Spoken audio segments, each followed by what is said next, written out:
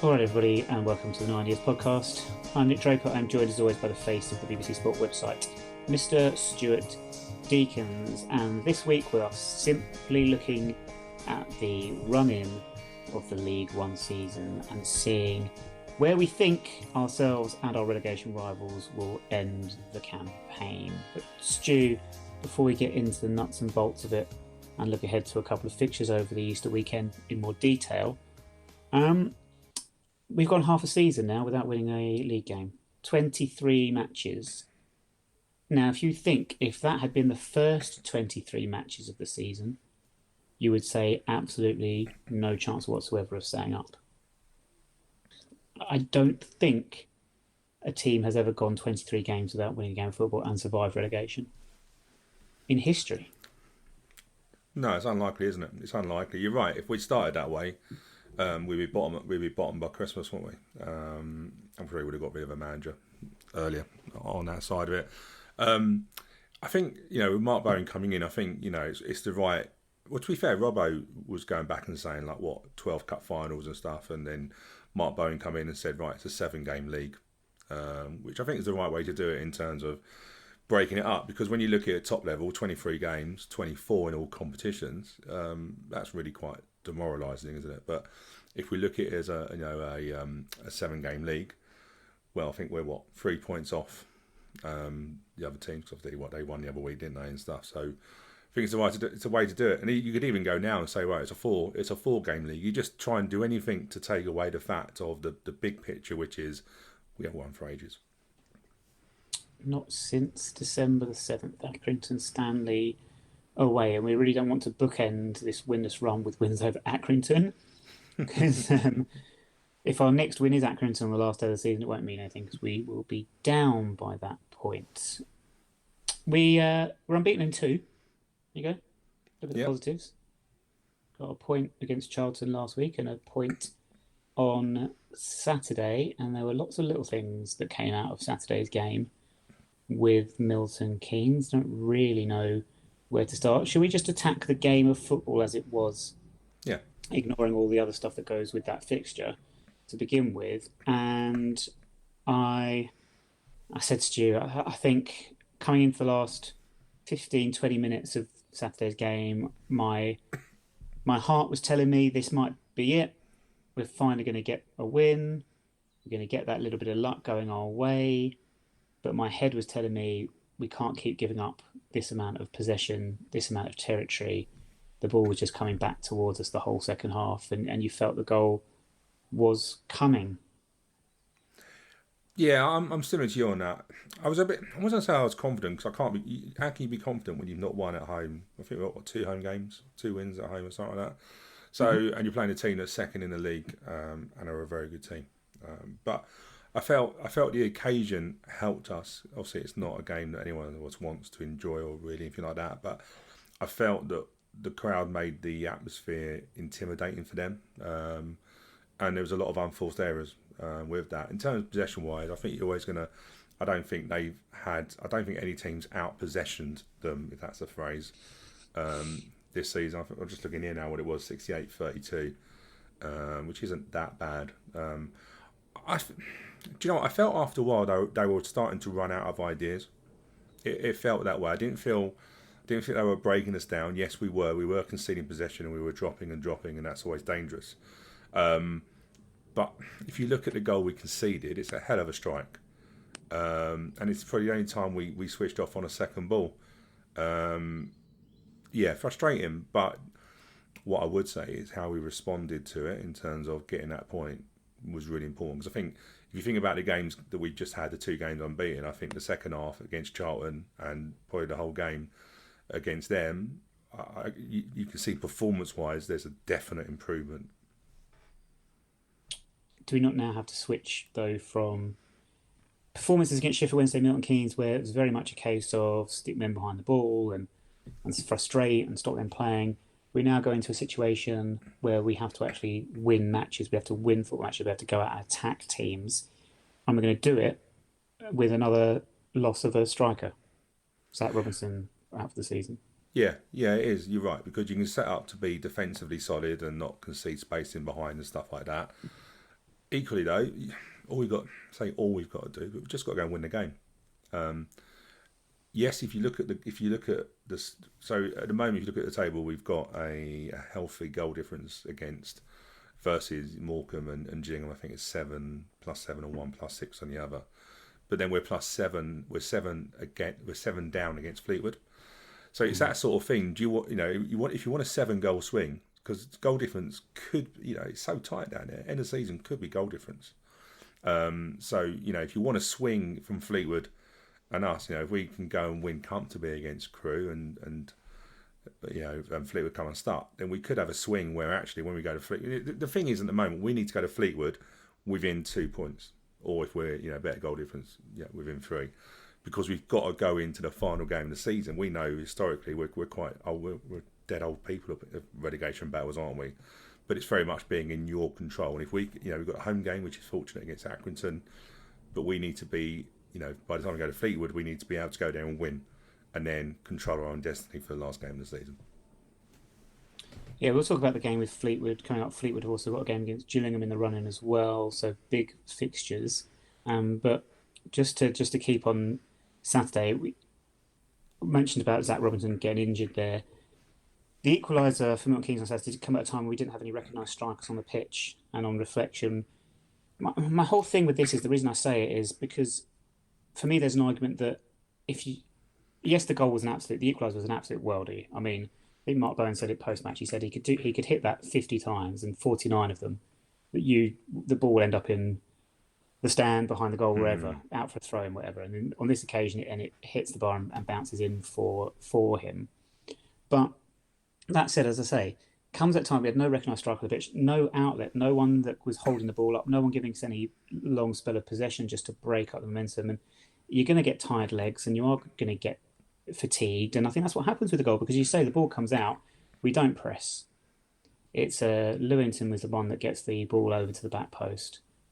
And I think that just comes from tiredness. And I don't know how much not having a striker on the pitch at the time was that intentional, or was that just because Ethan Chislett was warming up to come on and Zach Robinson got injured, so it was Zach that had to come off as opposed to perhaps, I don't know, someone else that Chislett was going to come on for? Yeah. I think you're right. When you're chasing the ball, you naturally you don't use as much energy when you keep the ball on that side. But equally, I felt our shape was good enough that we didn't, because I was thinking how much energy are we using here, and I didn't feel they switched the ball great, if I'm being honest with you. I didn't think they pulled us out. I felt we kept our shapes and straight and stayed in there. But yeah, I think we did need something, and we had our strongest bench for a little while, didn't we? If you think about what was on there, nobody recognised forward, but yeah, McCormick, Chislett, Cosgrove on that side of it. I felt like the problem is like how winning games is difficult when you haven't. Because how do you close a game out? And how do you close a game out against a team that's second that, to be fair, have beaten quite a lot of decent teams? So I think we were caught in between that thing of, there was a lot of times we just cleared our lines, knocked it, miles and, have it, that sort of thing. When really we needed that a little bit of confidence to just play through them, because they were leaving themselves wide open. But I think it's a story of our season. It's, the forward line, we just don't have it. And of course we've now lost Zach. Well, people say we've lost him for the end of the season. I always find that very exaggerate, because the season's only 3 weeks old left to play. Yeah, so he's out for the rest of the season. Yeah, but it's one of those that, like, what do you do? 2 games to go where he's out for the rest of the season? It just sounds dramatic. It's not. He's just out for a period of time, isn't he?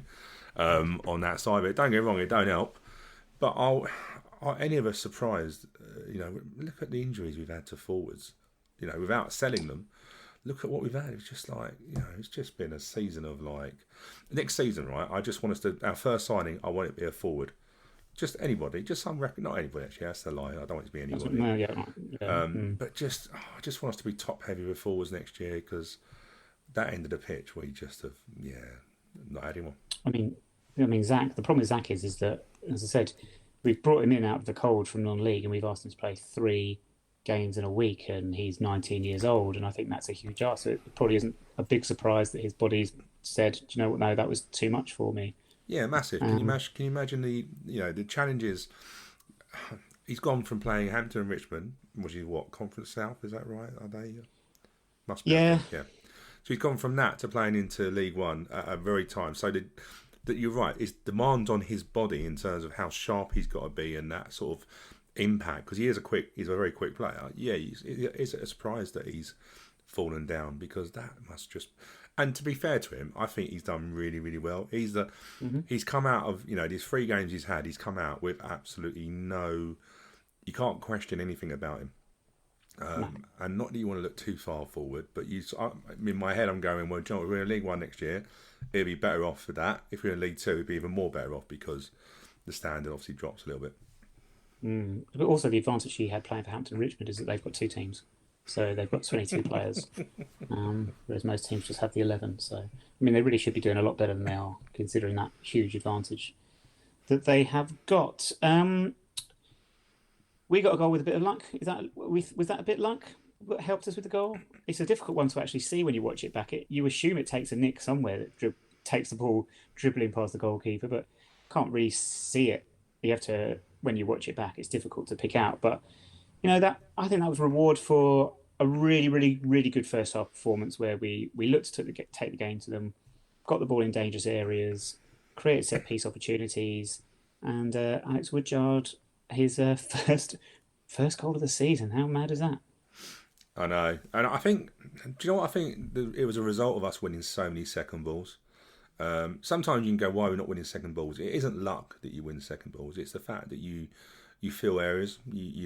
Realistically in football, it's going to drop somewhere, and it isn't luck that it falls to you. It's the fact that you've got bodies around in the correct areas. And I think from the corner, they don't clear it. He keeps on the edge of the area. I don't know if it gets a nick or not, but the amount of bodies it goes through, it just p-rolls. But I think it p-rolls past the keeper easy, because you can't see it. There's so many bodies in front of him. So it might have got a deflection.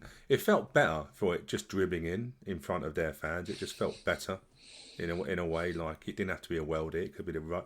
We said before the game, and we said, we don't really care what goals they are. They ain't got to be 40-yard screamers, have they? You only get 1 goal for it. Well, that sounds a bit. You only get. It doesn't matter if it hits the net at 30 miles an hour. It hits the net at 3 miles an hour. It still counts. But from your cap, John, I thought Woody was brilliant on that day. You want your captain to lead, and I think it's been difficult for him recently. I think he's been up against it, but I think he can see there's definitely progress being made. There's no doubt about that, isn't it? And I think we've got that little bit of belief that we've still got a chance.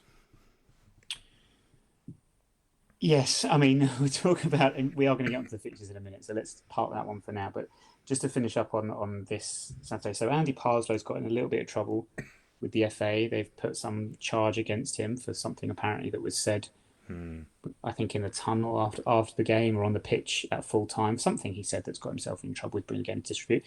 These things with Milton Keynes, we're always going to get things that happen in this particular fixture. Mediation. I don't think that's a thing, because as far as I can see, from my vantage point, whatever mediation means, it basically means we just do what we're told and we get nothing for doing so, because I don't think anything's changed from what they're doing.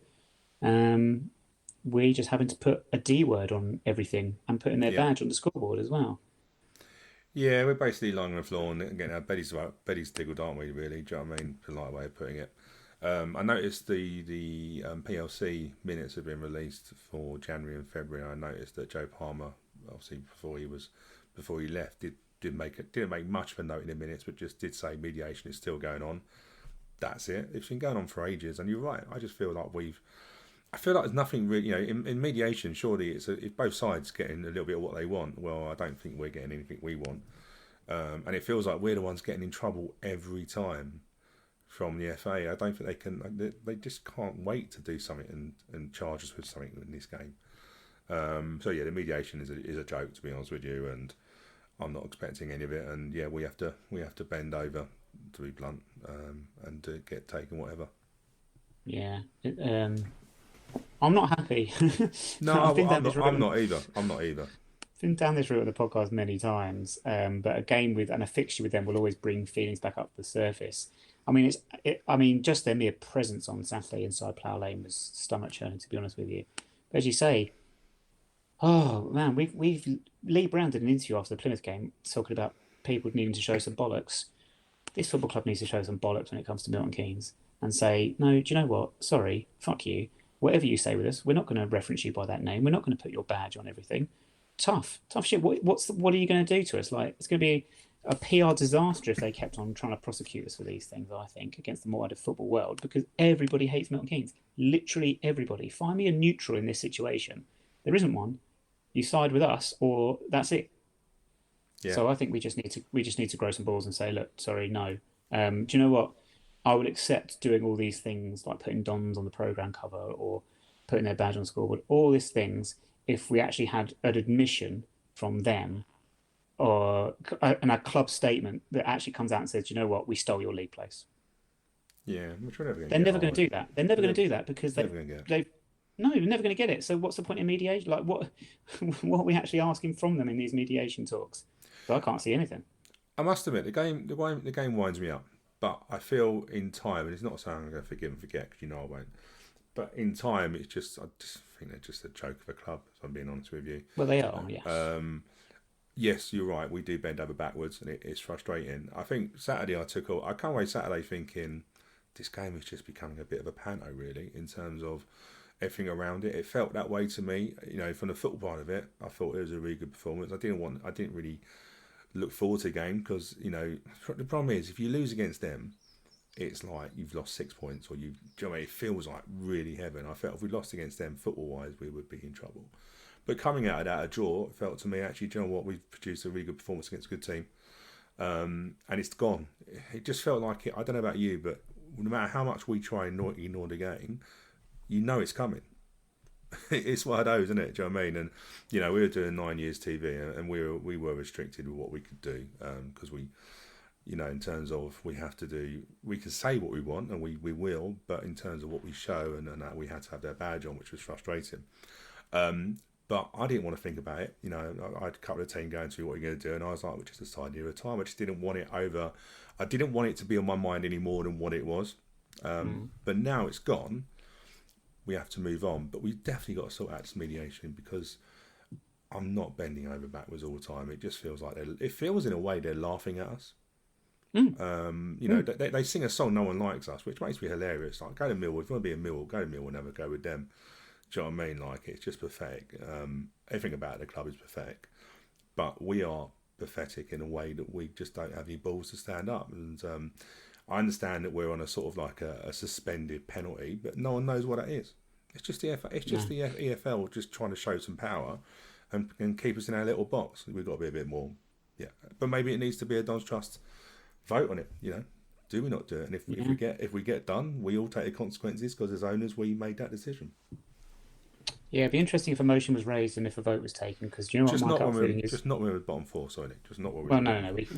This can wait until after we've survived in League One this season. But do you know what, Stuart? If we were to have a vote on it, I actually think if we were to have a vote to say, do you know what, we're just going to ignore these rules and suspensions and fines or whatever it is, and we'll pay fines, whatever it is, I don't think people would vote in favour for it. I think people would go, no, we don't want to be fined. That's just my gut feeling. But hey, be an interesting vote, wouldn't it? It would be. We should put it forward. As you say, though, once things have got over this hurdle of trying to stay in the division, there were other bits and pieces that happened on Saturday. I don't think I should best win in the world. You can have all the. We didn't have all the security in the world because it wasn't, and never has been apparently a bubble fixture. But fans were free to travel as they wanted to and from the stadium, and flares got in from both sets of supporters, and a little bit of naughtiness and what have you. And I don't think best one in the world, unless you actually lined the pitch with the army. I don't think you were ever going to be able to stop anyone from getting on the pitch or any little trouble. I love your word, naughtiness. A little bit of naughtiness. Do you know what made me chuckle? It's like, you know, obviously we've got our little bit of the stand as a bit of banner, haven't we? Obviously next to the away fans. It made me chuckle that by minute, it just kept getting more and more full. Yeah, more and more people seem to find their way into that little area of the stadium. And that was making me chuckle, because I'm thinking surely the stewards was go, do you know what, look, you've got to be in your seat. But the stewards was like, whatever, do you know what I mean? You come up. It was... Hey, look, I'm not one about violence or anything like that, but I didn't have any sympathy towards them, to be honest with you. Yes, they both got flares on. One, they threw their one on and it burnt a hole in the pitch. We don't need that, let's be fair. Do you know what I mean? We can't get enough sunlight on the pitch as it is. Mm. But yeah, that's what made me chuckle, is that fans are just tricking along, getting into that corner and making it even worse. But hey, look, you're right. There's no way you could keep. There's no way you could keep the trouble. But one thing I will say, we shut them up for long periods in that game. Hmm. It was very quiet in there. Yeah, but anyway, done Mm. now, innit? And we wish them all the most unluckiest luck ever going for the rest of the season. The just one more thing on that group in the East Stand actually showed some football now at long last, because the main flashpoint in the game came after we stole the ball and then we returned it to the pitch once they were in attacking position, which is just being smart as a group of fans. That's exactly what you should do. And I applaud it. And they obviously, that was the moment, for whatever reason, that was the moment where the Milton Keynes fans couldn't take anymore. No point having netting on the seats if it comes away that easily. What's the point of it? They were just cutting You it might as well little by not have little. put them. There was probably someone in the group just cutting it little by little. It's just literally it literally wasn't do anything. It's like someone just with one hand managed to scoop it up and chuck it away. It was like, what's the point of that? Do you know what's funny Um, though? It's like an old school habit. They obviously, being a new club, do you know what I mean? They have no idea about old habits, do they? no, no, this is very true. Did It rattle says them though. 2004 on their badge. Did rattle them. They were quite rattled at the time because they were losing, of course. But anyway, fuck them. Right, let's have a look at the bottom of League One then. So currently, as you say, Stu, we are 3 points from safety.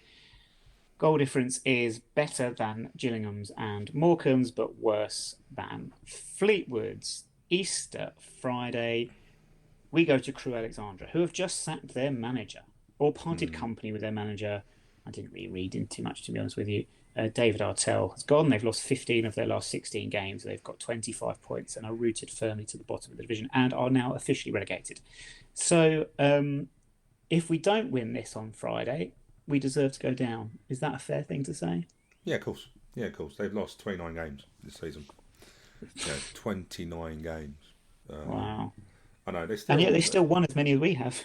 Yeah, it's the draws, isn't it? And that's the thing we've seen, and from our point of view, we've managed to turn wins into draws, which is not the way you want to do it, really. But yeah, I was looking. Do you know what's interesting? In terms of goals, they scored only 18 home goals this season.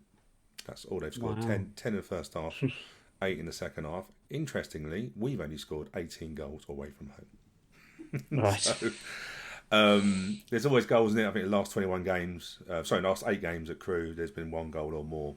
So this ain't going to be a 0-0. I think that's quite. Oh, no chance. I think it's quite sure. We just got to go there and win. I know it sounds simple when you have won for 24 games, but it is very simple. It's a chance for us to do the double. We beat them 3-2 at home, didn't we? Midweek from Yeah. memory, Yep. and I think 3-2 flattered them. We Yep. tried our best to. We tried our best to let them back in the game, but we could argue they were probably the worst team we've seen, apart from Yep. ourselves. So that No, there's no one. There's no one worse than I've seen. Not even ourselves. At no point have we looked worse than what Crewe looked on that night. exactly. Do you know what I mean? So you have to look at it. Of course, some teams, we've not. Football's a funny old game, believe it or not, and we have seen teams that have been relegated, and all of a sudden the pressure's off them, and also we've seen teams that have sacked their manager, and the pressure's off them. However, we've got to remember they've lost 29 games. Let's not forget about that. They're not used to winning games.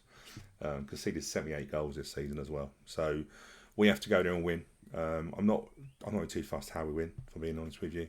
I think if you look at the bottom of the table, I think realistically, Morecambe and Gillingham are the teams to catch, just purely because of the goal difference we've got on them. And we've got to start putting pressure, because I was saying this on Saturday. Not at any point have Gillingham, Morecambe, Fleetwood, Lincoln actually been looking at us as pressure, because we haven't won a game. So they're not, whereas we're going, if we draw, shit, what are Morecambe doing? What are Gillingham doing? Because we know they're picking up points. They're not doing the same, are they? Let's be fair. We've given them nothing to worry about. So we need to put pressure on, not just winning our game, but actually going to them, hey, look, we're still here. And we are due a run. Let's be fair. We're due a run of wins. So, look, Good Friday is winner takes all for us. If we don't win, game over. We don't, as you're right, we don't deserve to stay up. We can't beat a team that has, let me repeat, lost 29 games. So if we were to predict the remainder of the League One fixtures featuring the teams at the bottom of the table, Stu, We're going to put that down as +3 to us, yes? Yes. Perfect. Okay, I'll make a little tally as we go along. So, Stu, I've got all the fixtures from Easter weekend here. Very simply, just going to ask you for a winner or a draw for the following fixtures. Morecambe, first of all, travelling to Charlton. Charlton win. Gillingham travelling to Cheltenham. Draw.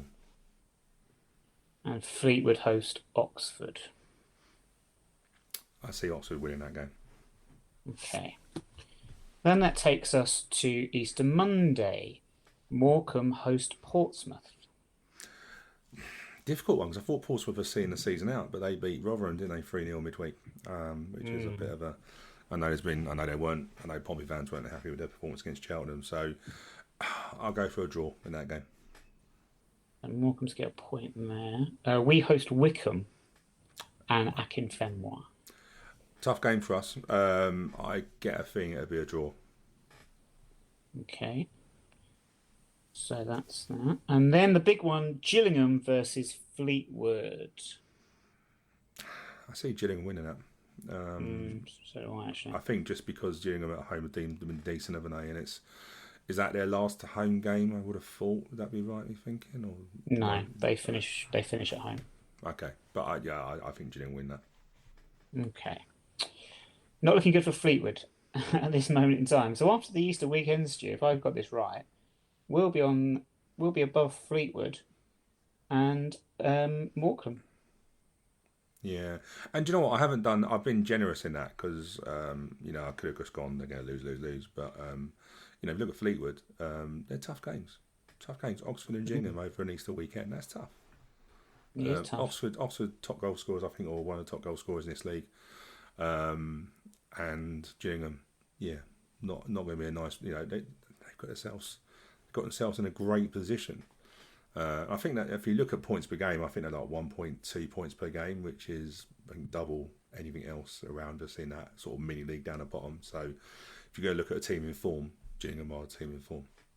If that makes any sense, if you can be in a bottom four. So I know what you mean. They're looking the strongest at the moment. That takes, as we say, that's the Easter weekend. All I'll say is there you've got Fleetwood down to get nil points, but I think it's rare that on these weekends where you have the two games so close together, it's rare you get teams that win or lose both. They normally pick up something.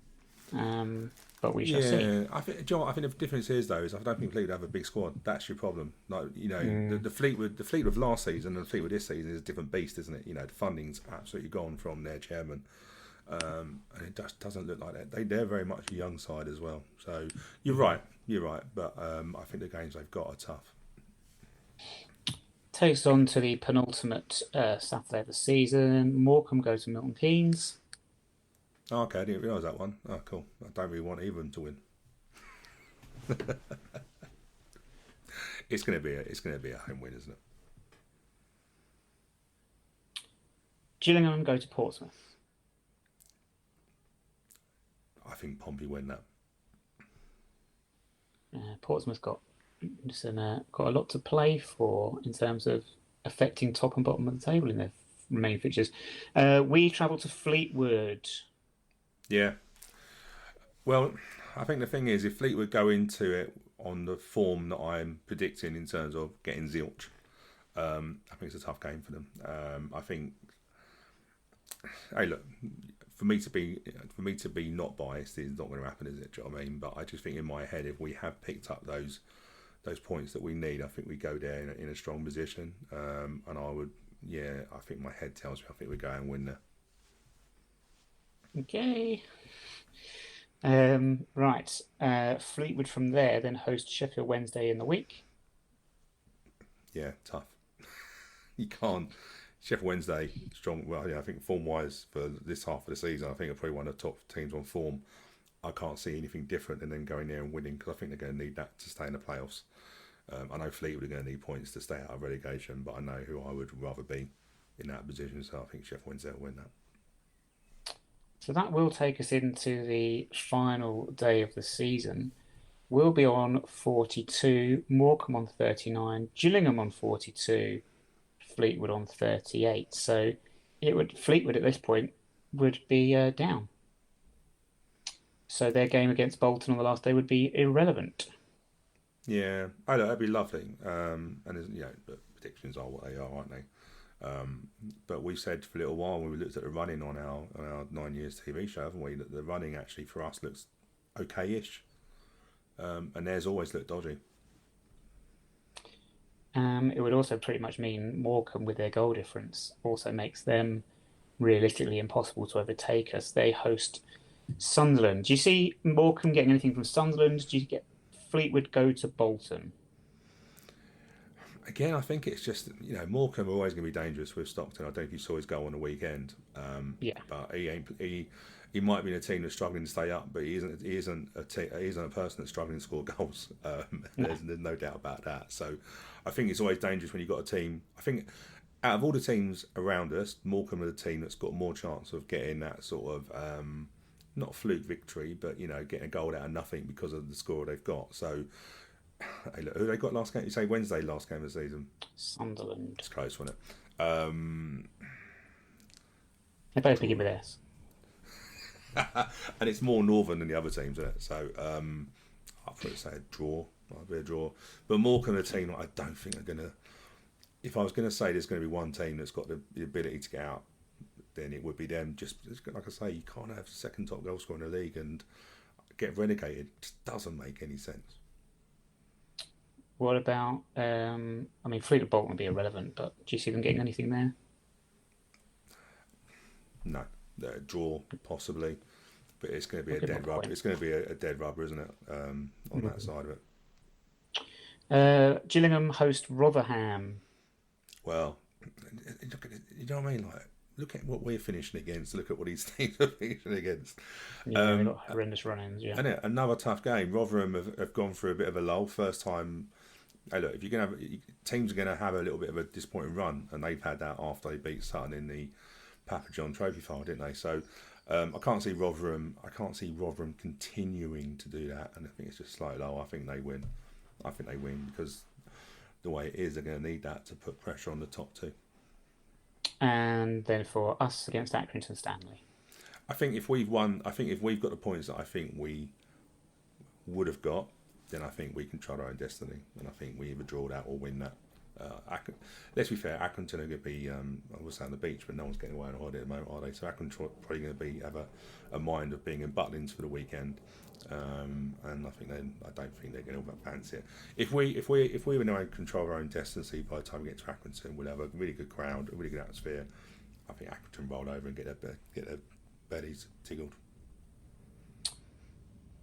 Well, by the end of this, Stu, I know. I think I've got us staying up by about 10 points, haven't I? I think we are staying up comfortably. It will be Fleetwood on 39, Morecambe on 40, Gillingham on 42, and with 5 points to spare, 45 points, we stay up. Now, last week, Stu, I said we'd win 4 of our last 5 fixtures, Yeah, and tell me why we won't. Tell me why we won't. Maybe I'll change that to we'll be unbeaten in 4 of our last 5. But there's enough. Yeah, there's enough there. It all hinges on Friday for me. That's the one for me. I think if we win that, safe, lose it, or not fail to win it, trouble. I agree. And do you know what? For the first time, like I say, I felt we had a bench that could impact things. I know we've discussed that we didn't do much against them, but I think that's just because of the team that they are. But having McCormick coming off the bench, Chislett, who's found a little bit of form. Well, he's been allowed to show a bit of form because he's not had much football. And Cosgrove coming in, as much as there's the jury's out against him, we have to say that he has the ability to score goals because he's proven that. But I must admit, when you said 4 out of 5, I was a little bit I'm not sure. But that performance on Saturday showed me enough to think, do you know what, if we have to dig in, and we're going to have to dig in and get results, we're not going to get anything given to us cheaply. But I felt there was a team there that could win games 1-0. If that makes, do you know what I mean? It just felt to me like we're not going to railroad teams because we just haven't got the confidence to do that. But it felt like by every minute we were just getting that little bit more of confidence. We looked structurally good. And I know if we can't win against, I know we said it, but if we can't beat Crew, then we don't deserve anything. We don't deserve anything. But equally, you're right, it sets us up. We win that game, whatever way we win it. I don't care how we win it. Well, actually, no, I do. I'd like an early goal just so we can settle down. And then we go into Wycombe, and we all hate Wycombe, don't we? Let's be fair, we all hate Wycombe. We haven't got. Do we really? Do we hate Wycombe? Yeah, it's nice to have a little bit of hatred because we don't really. No one really. I don't think anyone dislikes us. But we're too. No, but I can't hate Wycombe. I really can't hate. Maybe hate's a strong word. Dislike. Yeah. I don't even really dislike them, to be fair. But would it take much for the crowd to get up? Like the first time they fall over and roll around, then we all know Wycombe hate staying on their feet. Do you know what I mean? I think they think they play on an ice rink. But if we don't hate them, we need to hate them because we need to hate everyone that comes to Plough Lane because they've got 3 points that we need. So that's what I felt that atmosphere on Saturday. There was something in that, wasn't there? Of course there was. But I also think it drove the team as well. And we have as fans we have we have a big role to play. We've got 2 home games to help the team get across that line. Which we're going to do comfortably by your predictions. So listeners, don't even bother watching it. Don't even bother because we're staying up comfortably by 5 points, easily. It's not even. I mean, in fairness, you do look at the fixtures the other teams have got, and you go, "Ooh, yeah." And I think we've looked at that. We've had the run in for the last couple of shows, haven't we? And we've all said that if you look at our fixtures, if we can just stay in touch with these teams, they've got a hell of a rubbish finish. Fleetwood away, Accrington at home. I'm not being funny. I'd rather have that than some of the fixtures that Fleetwood have got and so forth. So, hey, look, we've had a rubbish season, but we're still only 3 points away from safety, which is ridiculous. Like, there's someone up there saying that you should never get relegated. Someone's helping us. We do have to just be mindful that at this stage of the season, you do get those funny results. Who'd have thought a few years back we'd go to Luton and get a point, and we were holding on for that. We were holding out for, in the end, that 0-0 at Bradford because Southend, if you remember, they beat Sunderland on the last day of the season, and they could well have, one saw that coming. So, Do you know what? That's really weird, right? Because I watched the highlights of Stockport beat Southend. I think, was it 4 or 5-0? 5-0. So the team that Stockport have got, absolutely ridiculous. And I was just sitting there thinking, Southend is a story, isn't it? It's like, look at Stan Collymore was back involved at Southend. Were in the old Championship, weren't they? And we went to Southend sometimes. They had a decent team. We now know why, because they weren't paying their tax bill. But you now look at Southend and what a change. It shows you how things in football can change. I mean, blimey, Kwesi Appiah scoring goals still in the Football League. Doing well. Anyway, we're not going to get onto that now. Yeah, we won't get onto that now. But, who would have thought we needed a goal scorer? Well, no. That has been our problem, hasn't it? Isn't that our problem in a nutshell? Yep. Just one thing before we finish up, because you mentioned Sheffield Wednesday, who have got a couple of games left against teams around us. A big game against Fleetwood in the final week of the season. I did have to laugh on Saturday doing the 9 Years show where George was avoiding saying the opposition's name in full, so decided to make it consistent, he would do the same for every other team in the division. But it works for Cheltenham. You can get away with saying Cheltenham without saying Town. You can get away with Lincoln without saying City. You can get away with Plymouth without saying Argyle. You can't just say Sheffield. No. That's one that doesn't work. It's like saying, and then on Saturday we play Manchester. It just doesn't work with certain clubs. So I just have a little wry smile at that one. Do you know what was interesting? I think Hannah Kitcher on the Don's Trust board, I think she was up for Sheffield. I think she stayed up for Sheffield. Because I noticed on her Twitter she was saying at old school ground, so she had a picture of Sheffield. I think Sheffield United played on the Sunday or Monday. And showed a picture of the ground of like proper old school. And it is, it's the old Steel City, isn't it? But both of their grounds are proper like old school grounds, aren't they, in terms of big stands and yeah, I like that. So yes, Sheffield, you have to distinguish between the two teams, but both got proper old school grounds, aren't they? We're going to miss these grounds. We're going to miss these stadiums. They're not the same, these new ones. They all look the same. They're all horrendous and horrible. By the way, sorry, do you notice Sutton are doing their ground up? I don't know if I was watching the highlights and they've, You know the goal. You know the behind the away end. They've literally got one, literally Which one's the halfway away down end? to the left of the camera. If you're looking from camera, you're to the left, Right. or if you're We'll on the call main that stand. the Frankie Howard Surrey Senior Cup semi-final winning goal end. Possibly, I can't remember. The one nearest the one nearest the road, the main road, by the No, main it's the other one. entrance. It's the one nearest the park. Is the away end. What? I'm so confused. So you know if you're in the main, Okay, all right. anyone If that you're, doesn't know if you're Sutton, this means nothing. But yeah, if you're sat in the main stand, yeah, the away end's right. to your right. That's right. Right. Yeah.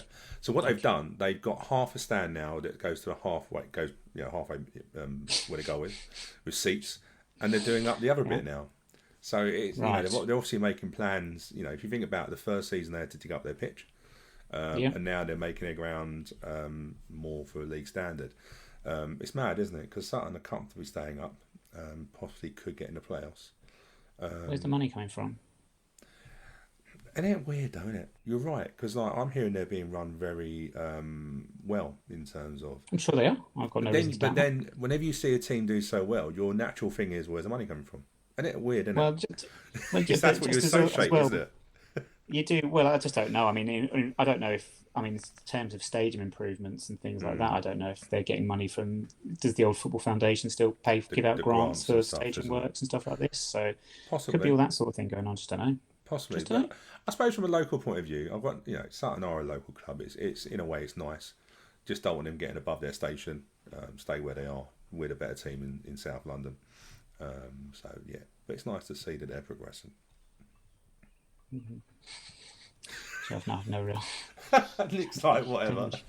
Just don't really care about Sutton, to be honest with you. Sutton United were the team that, when we were in the Premier League, our reserves played at Gander Green Lane, and we had a little column in the programme saying how they're getting on in the deep, distant bottom realms of the conference, the Vauxhall Conference as it was at the time.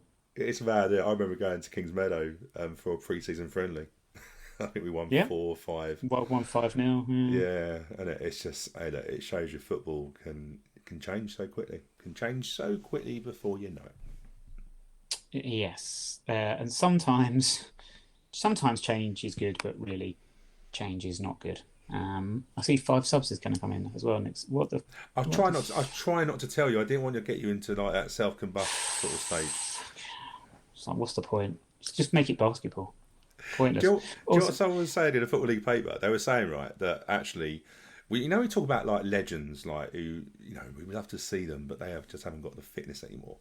There was a thing going around that like, you could have a luxury sub who really can't play 90 minutes, but could come on for the last 10, like a golden oldie. So I was thinking, like, if we had a golden oldie, who would we want as the golden oldie? Like a Danny Kedwell, Darius Charles.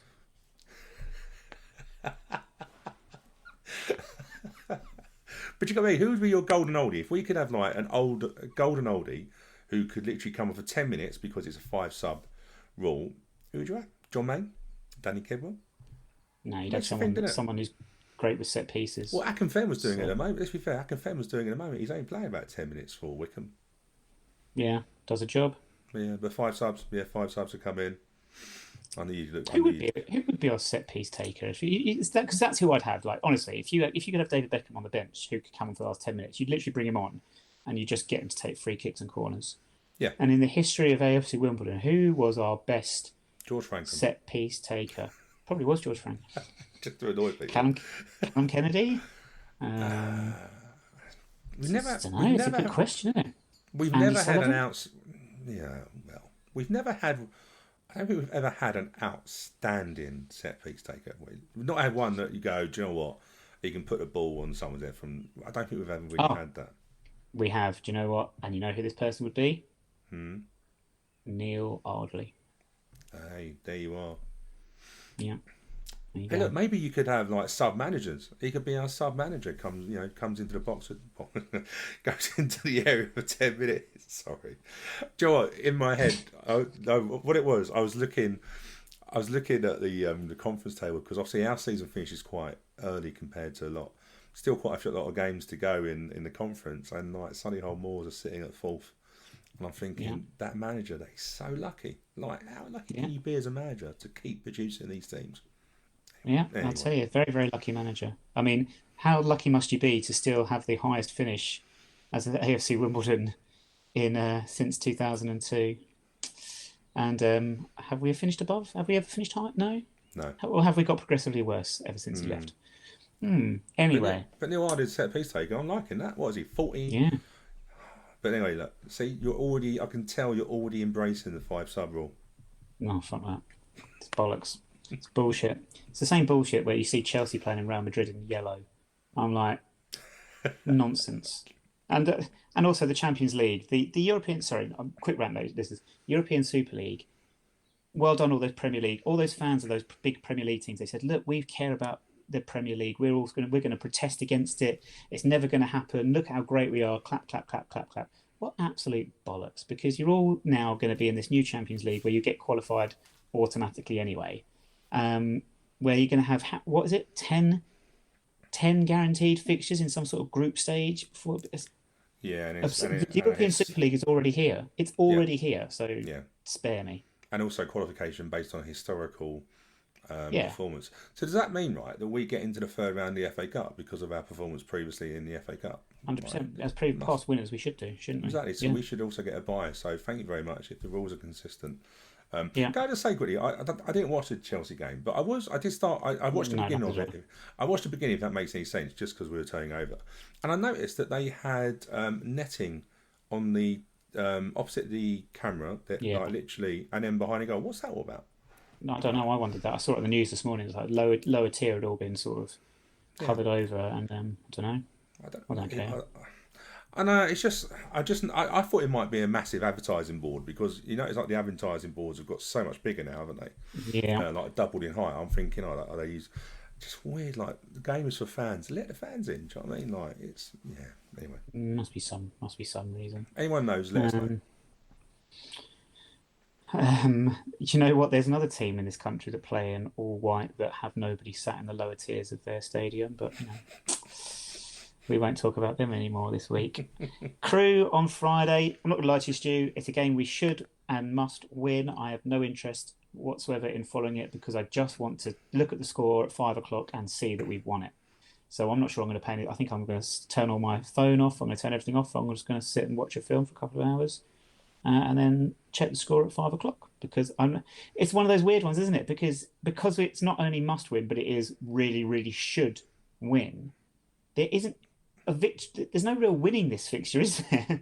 If you win it, right, well, that's right. We should be winning this game. It's only a game that you can lose. Does that make sense? Yeah, no, you're right. Even with our form, our form, which is terrible. Is a game we should win.